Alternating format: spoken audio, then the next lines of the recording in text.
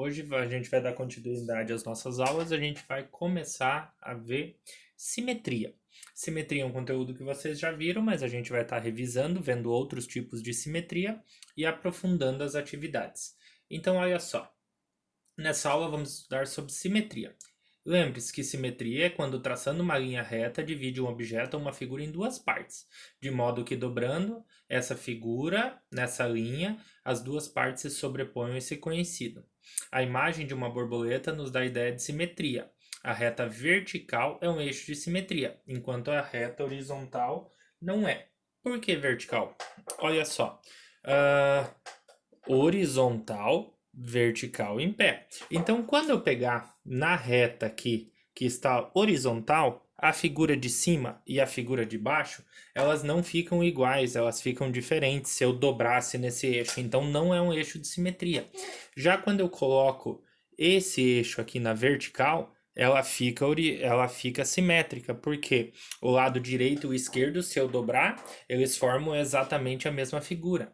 Isso é um eixo de simetria. Só que isso vale para a primeira simetria, que é a nossa simetria de reflexão.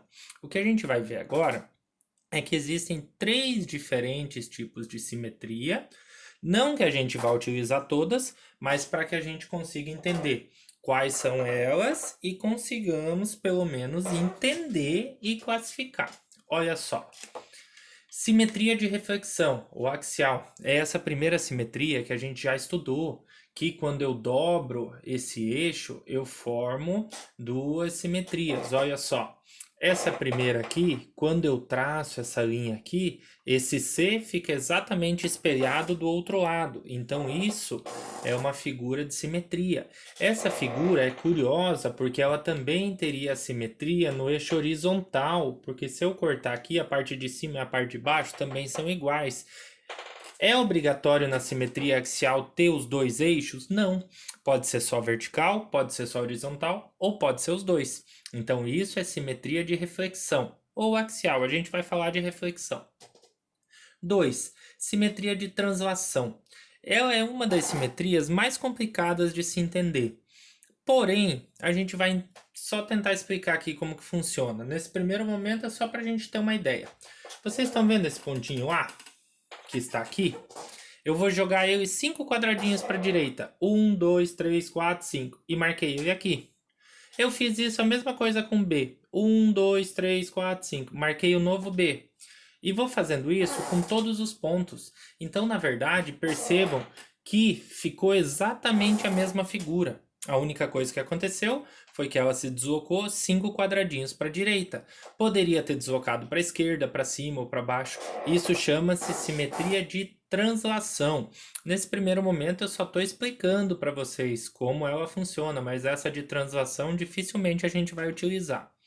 E a simetria de rotação. Eu tenho duas imagens iguais, mas quando eu rotaciono, ela fica ao outro lado. Por exemplo, essa figura, ó. Se eu pegar isso aqui, estão vendo essa figurinha aqui? Parece uma cadeira meio que de ponta cabeça. Essa figura é exatamente essa figura aqui, ó. Só que ela foi rotacionada um pouquinho para baixo. Ela estava aqui, foi inclinando e desceu. Então são duas figuras iguais, só que elas sofreram uma rotação. Então isso é simetria de rotação. Para a atividade de hoje, a gente vai ter só 3 atividades pequenas. Então o que vocês vão fazer? Na 1, encontrar as diferentes simetrias em algumas letras do alfabeto, identificar se há simetria e qual. Por exemplo, olha na A.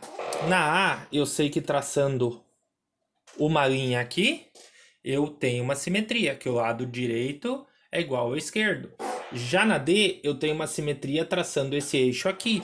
Ou seja, a A é uma simetria do eixo vertical. Já a D é uma simetria do eixo horizontal. E é assim que vocês vão fazer. E a letra O que tem nos dois? Não tem problema. Marca ali a letra O. É só isso que vocês vão fazer. Identificar todas as letras que possuem simetria horizontal e todas que possuem simetria vertical. A 2 é para você desenhar. Então vocês vão ter que copiar essas figuras e depois desenhar o eixo de simetria. Pode ter mais de um? Pode. Olha o exemplo coração. O coração ele é simétrico aqui. Porque do lado direito fica igual ao esquerdo. Então vocês vão desenhar essas figuras e vão estar fazendo elas. A 3 é legal que vocês usem uma malha quadriculada para estar respondendo. Olha a figura original e depois eu vou rotacionar 180 e 90 graus. Vamos lembrar. Se eu tenho essa caneta e eu vou rotacionar 180 graus, é um giro de meia volta. Então essa caneta vai ficar assim. Se essa caneta está assim e eu quero rotacionar 90 graus para a direita, ela vai ficar assim. É 1/4 de volta. É isso que vocês vão fazer com as figuras. Olha, para ficar mais fácil, eu já desenhei aqui no computador mesmo. A primeira, eu tenho o triângulozinho, então se eu rotacionar 180, eu virei ele ao contrário. Ele passa a ser assim. Agora, se eu girar só 90 graus para a direita, eu estava assim, ele ficou em pezinho, fico nessa posição aqui. É isso que vocês vão fazer para as outras duas figuras. Rotacionar primeiro 180 e depois rotacionar 90. Qualquer dúvida sobre essas rotações, vocês podem estar perguntando para mim no WhatsApp, que eu vou estar auxiliando vocês. Lembrando que é muito mais fácil se vocês tiverem um pedacinho de malha quadriculada, mas é necessário? Não. Eu consigo desenhar essa tabelinha no caderno e fazer? Também consegue. Pega uma régua, marca as distâncias, um de altura, um de largura, veja uma medida que fica mais fácil. Você quer fazer de meio e meio, veja como você acha mais fácil.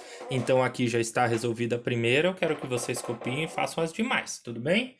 Bons estudos e aguardo as atividades.